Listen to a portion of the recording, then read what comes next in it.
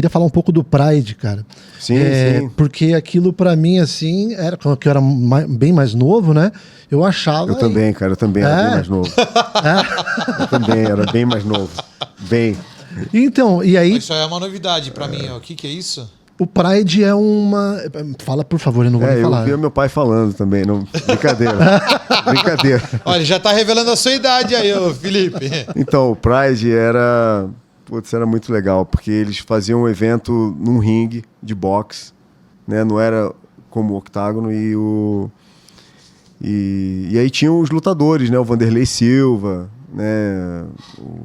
Vários lutadores, assim, da época, né?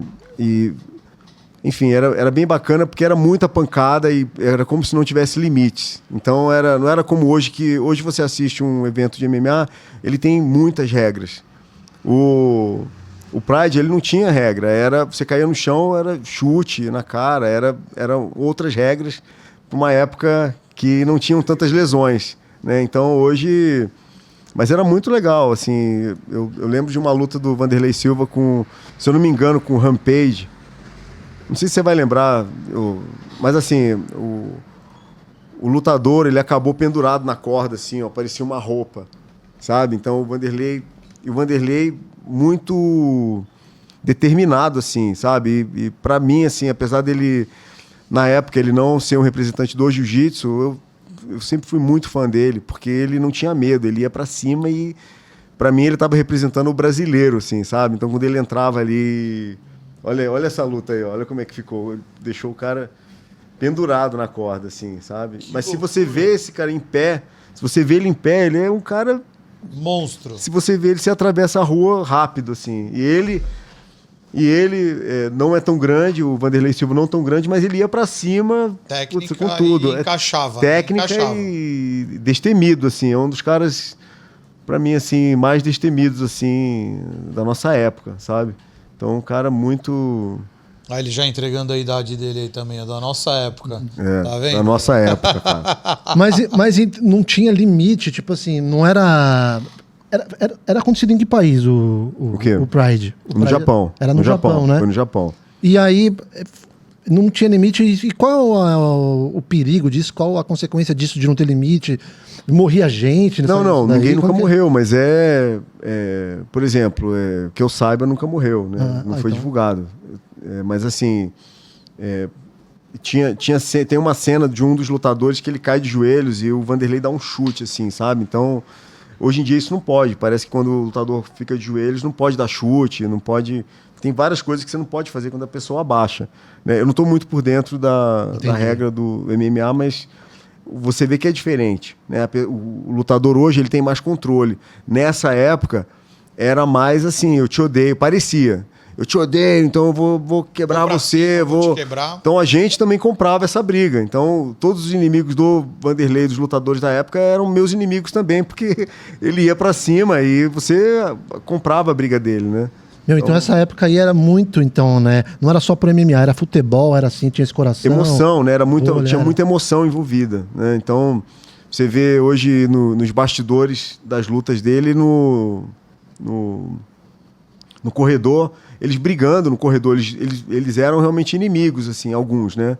Então você vê que ele ia lutar no ringue, mas era inimigo mesmo. Então isso aí também trazia um tempero especial para você assistir, né? Porque você não vai querer ver dois caras que são amigos tomando um suco, uma cerveja, brigar no ringue, que você sabe que não vai ser... Pois é.